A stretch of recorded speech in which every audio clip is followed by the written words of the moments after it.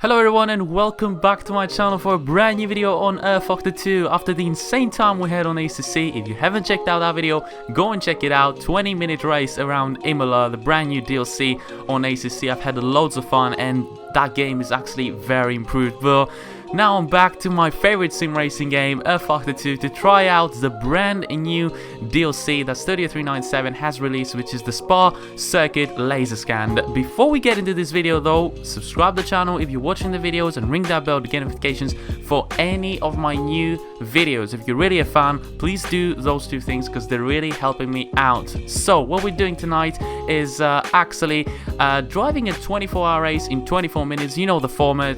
It's pretty much an idea that I got from Ermin. If you don't know Ermin, which you probably know him already, he's a very good sim racing channel. Go and check him out. He's an absolutely amazing channel. Go and check him out. So I got that idea from him and I'm actually doing it for any new track that rFactor 2 is releasing. So we're doing a 24-hour race around Spa, driving the beautiful Corvette GT3 with the GT3 field, obviously, in only 24 minutes. So without further ado, let's get into the video and get our first impressions of this beautiful track on the rFactor 2. So here we are now on the track, ready for the race, the 24-minute race, which translates into a 24-hour race. You can easily do that on rFactor 2, and I absolutely love the thing that I can do that. I can actually do a 24-hour race in 24 minutes, which is crazy. But away we go. I didn't actually start from the last position. I decided to start from the middle of the pack, as we made select contact there with the wall already. So yeah, I started. This is actually a 39 car race, so 39 cars are actually at the moment around Spa, and I think I started around 25th or something like that. I'm not really sure, but either way, I'm not really default setup. I made a few changes, not very important ones, just a few ones, but still the car feels a little bit off to me. And this actually is the sort of most like OP car on rFactor 2. They want to like, everybody just complains that everyone uses the Corvette and it's the best GT3 car and all that, but it is like, if you get the best driver on the Corvette, then he's probably gonna just dominate the fields. We go up the inside of this McLaren 650S, easily done, and we could probably go around the outside of the 720S as well. The purple one is gonna be back up the inside. He loses there the back end as he made corner with the other McLaren up ahead, and we made the move stick there as we gain yet another position already from lap number 1. The AI is a bit clunky there on lap number 1 as the Mercedes is off, and we make a move in the McLaren, which McLaren is still on the inside line there. He's probably gonna go up the inside again and just makes the move stick. It's a very, the AI is very aggressive. It's 100% difficulty, and I think I've got it on 50% aggression, something like that, or 80% aggression. I'm not really sure, but it's quite aggressive. I think I should have reduced the aggression of the AI, but either way, this track already just feels great. You know, they feel like they got the bumps and all that right. Obviously, feels like a good laser scan track from Studio 397. So we're side by side now for the fast left-hander. The McLaren is going to run wide. I'm going to run wide as well. Not the perfect line there to actually take through that corner, but I'm going to try and complete this move now up the inside of the McLaren. We're probably going to make that move stick with a good exit now going into the start-finish straight. That was our first ever lap around Spa driving the Corvette GT3. The track is quite good and we're having some nice fights at the moment with the AI, and yeah, car feels great. Obviously I love the GT3 feeling on rFactor 2 as we go up the inside of yet another McLaren. Not the best of exits, not going to allow me to get a bit of a run there on the McLaren, which has actually the slipstream of the Audi A8 right in front of me. But through a ruse, absolutely love a ruse. I gotta actually lift off on a ruse, and I don't really know why, as I made pretty mistake there. Not my best of runs through a ruse. I couldn't go flat out through a ruse, like I just can't do it. I saw Ermin doing it and I was like, okay, we might as well make it, but it's probably a combination of dirty air and not a very good setup that don't allow me to go flat out through a ruse, something like that. But either way, it's I'm having fun at the moment. Like, it's great. The driving feeling on rFactor 2 is very good. Like, it's the best out of any other sim. As much as I like ACC after the new tire model upgrade, update. I feel like rFactor 2 still is at the pinnacle of sim racing in terms of handling and driving feeling. It's just the best. But yeah, the track is absolutely insane. You know, we know Spa already. It's not like Sebring, obviously. Like Sebring for me is the best laser scanned track that's actually available on any other sim racing game. I feel like rFactor 2 laser scanning Sebring was absolutely insane because of the different variations on tarmac that it has. It is such a great track, like a lot of different tarmac, a lot of elevations and all that.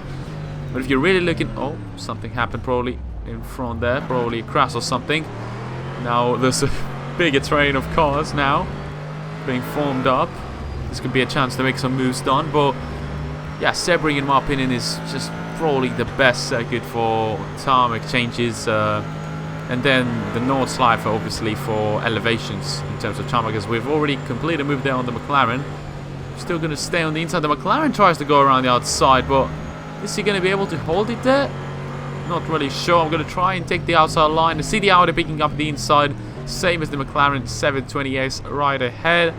I got the inside line now. That's a very good corner, but I lose the back end there slightly, and that's not going to allow me to actually complete the move also on the pause, but a very good move, double move going into the final corner to the bus stop chicane there. And next stop is the pauses, which I've actually driven on my SSC Academy race around Silverstone. What the hell, like that car was actually so tough. Like I couldn't just drive that car. Obviously I could have got the podium on that race. I actually ended up 4th, which was very good considering I actually qualified 4th and ended up 4th. Despite my mistakes, that was quite an achievement for me.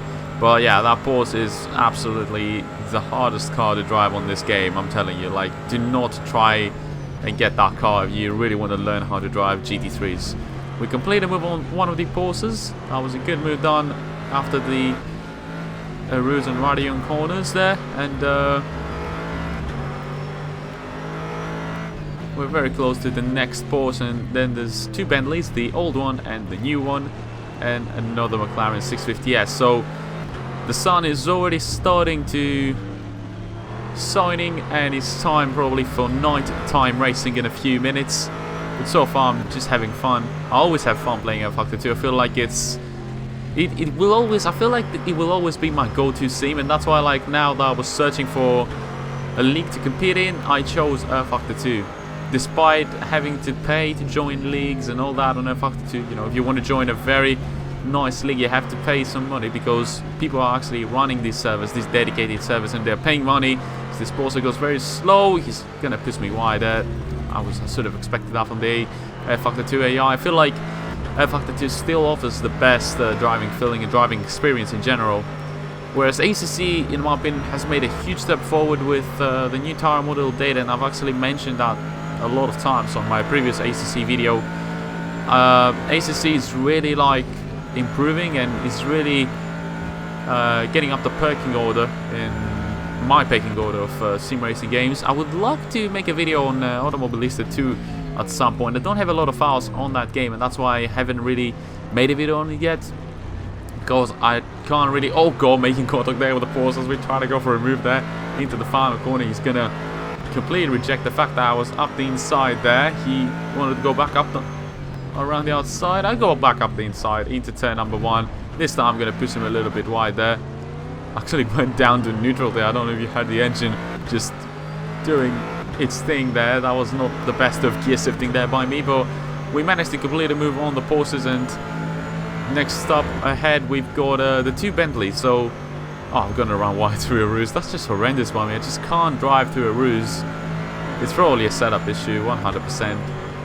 The cars actually feel very good. I haven't driven a lot the Corvette, but I know it's a very OP car, but I tend to not like drive or pick up OP stuff. Like, even when I was playing FIFA, I would never pick up an OP team. I just wanted to, like, play the game my way and win my way without using, like, advantages that the game gives you. But I'm starting to understand why this car is probably the best one. You know, I've driven the Ferrari, I've driven the Bentley, I've driven the Porsche, which is absolutely horrendous in my opinion. I've driven the BMW. I feel like the Ferrari is a very good car, but it's a bit unstable. The McLaren, on the other hand, the 650S is so stable, but sometimes it might lose some time because of its very good stability. The 720S, it's a very weird situation, not good and not bad at the same time, and then you're left with this car, which just does everything perfect. It has stability, it has speed and all that. Like, it's probably the best choice you can make, but obviously there's also other cars that are very good on the GT3 park. You could make the most of them if you really are a good driver and just have a good setup around the car. As you can see, it's night time at the moment. We've turned on our headlights and we're just trying to catch up to the next car, which is the Bentley, the old Bentley, and then we've got a 2020 Bentley. So let's see how the pace is, and I've been talking for quite a while, so let's just enjoy the driving this beautiful car around Spa. The track is absolutely amazing. Before I stop talking, let me just talk about the track. It's just absolutely amazing. I love Spa already, like, but having it on rFactor 2 as an official content, the latest kind of track, is a very, very good thing to have in the game.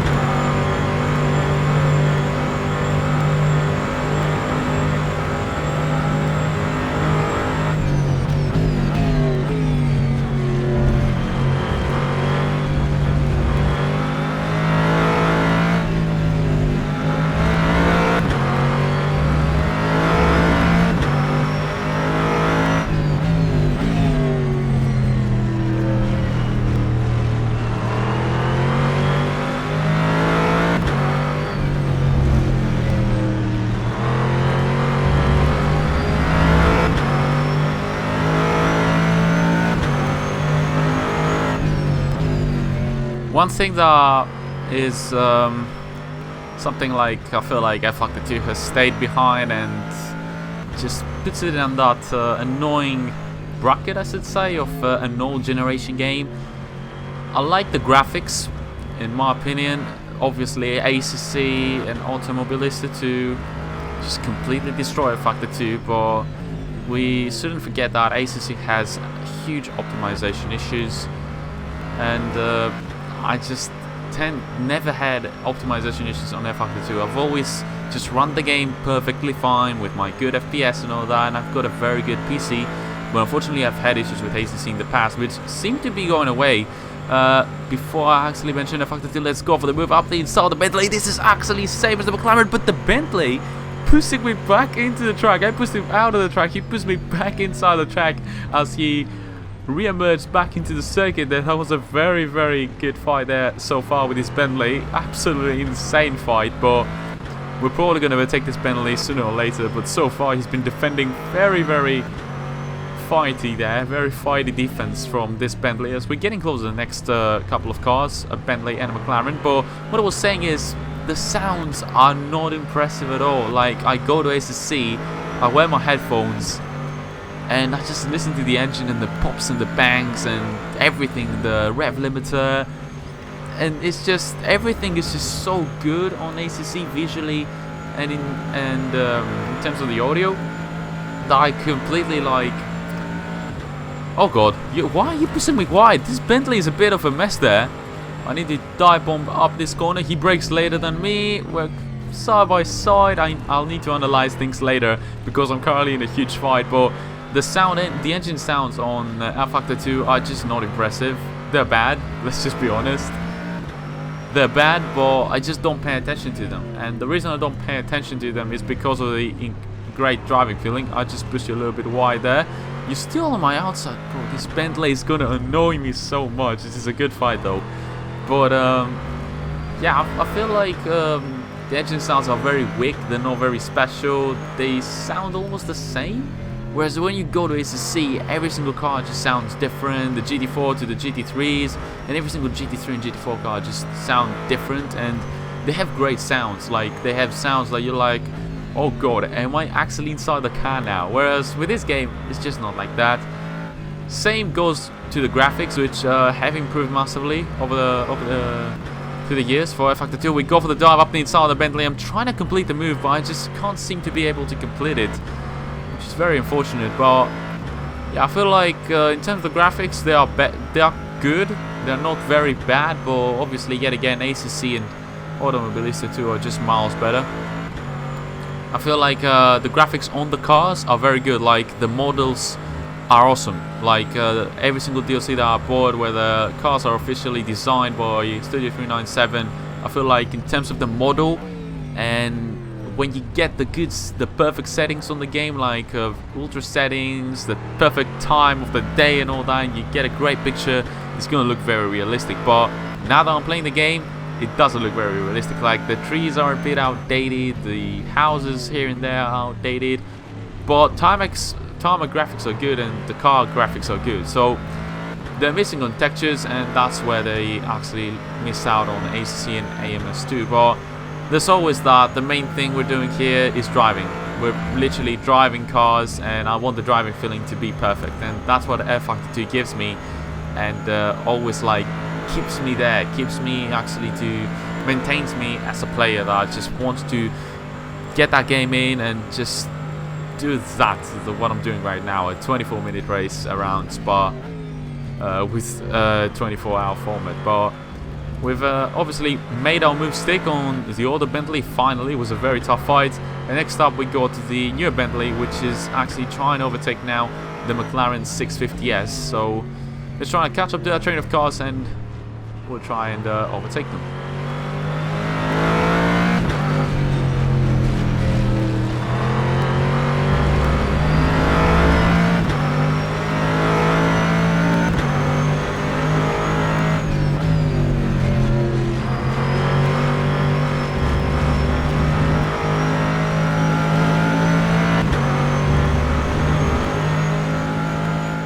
Oh, up the inside of the Bentley there. Can we complete the move? Is it possible? I'm still on the outside. Is the Bentley gonna... Oh, we complete the move! Absolutely insane. I was expecting the Bentley to just go up my inside and just boost me off the circuit, but we've actually made it and completed the move there. A very nice move indeed. Completed it. And next car ahead is a McLaren 650S. I don't know how much time we got left. I feel like I've been driving for a while, so there's not a lot of time left. Probably around 65 minutes or something like that. Probably even more. It's still night time. I shouldn't be worried about the remaining time of the race, but this could probably be my last move. I feel like there's another Bentley and another McLaren right in front of me, but after we overtake this McLaren, I'm not really sure if we're going to be able to catch up to the rest of the cars. But it's been a good race so far. I can't really lie about that. My pace hasn't been that good. I've been setting 121s, and I know 221s actually. So we try to go around the outside of the McLaren. I've actually done this move several times around Spa on other occasions, but can we complete it this time round? Side by side with the McLaren, we're not going to make it both through a ruse. I'm going to try and keep it there. No, he's still on my inside. I had to let him through there. Not a very good chance there to overtake the McLaren. We'll maintain the move, maintain the position, despite actually just losing the back end, going 200 kilometers per hour through a ruse. The Bentley completes a move on the new Bentley, and he's going to try and dive up my inside there through this corner. Gotta leave some space, but he pushes me off the circuit there, and that's me just losing now 2 positions yet again. rFactor 2 AI, what can I say? What can I say? I'm trying to go up the inside of the new Bentley to regain at least one of the positions I lost. This Bentley right in front of me, that green Bentley, has been very annoying from the start of the race. Like, he's been the hardest to overtake, and now he just does that. He just completely pushed me off the circuit. I know I pushed you off the circuit once, mate, but you did it again. This is the second time you're doing it. So actually, he didn't push me off the circuit, he pushed me back into the circuit. So okay, that's a first, you know. I pushed him once off the circuit, he pushes me once off the circuit. So fair and square for the time being.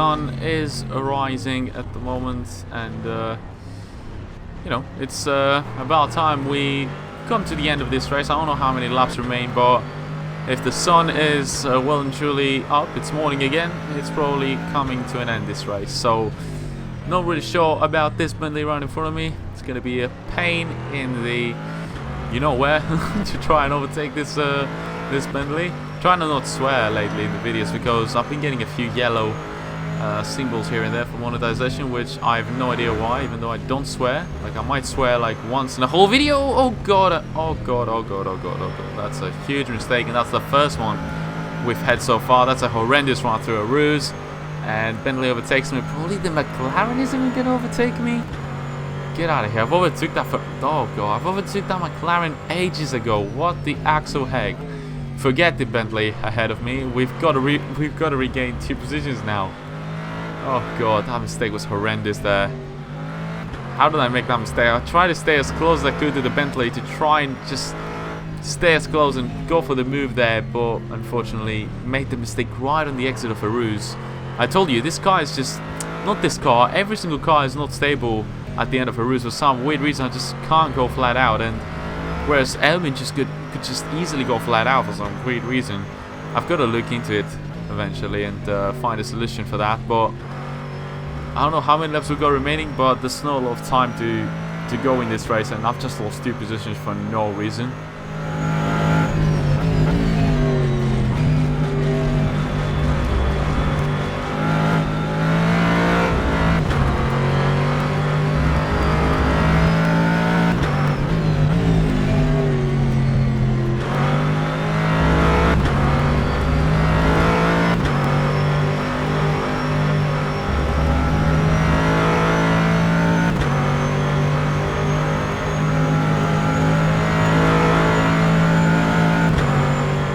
Bentley in front, the green one, the very feisty one, fighty one I should say, actually has a lot of time on the McLaren. He can't keep up with the pace of the McLaren, so the McLaren's probably going to get away with that. But this train of cars there, this McLaren and the 2 Bentley... Oh, stop flipping talking. Why am I making these mistakes, man?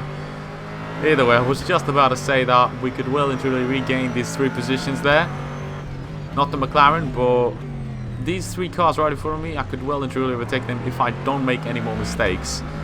Let's just wait and see what we can do. I honestly believe that we could make these moves done before the end of this race, but through a ruse. Look at this great camera view there. I like the replay cameras on rFactor 2. I feel like they are perfect, honestly, and it's something a lot of games just don't get right, like WC9. Horrendous replays. At least they got the photo mode, which just fixes things up just a little bit, but not close to actually complete a move on either of the 3 cars. Just doesn't look very promising in my opinion.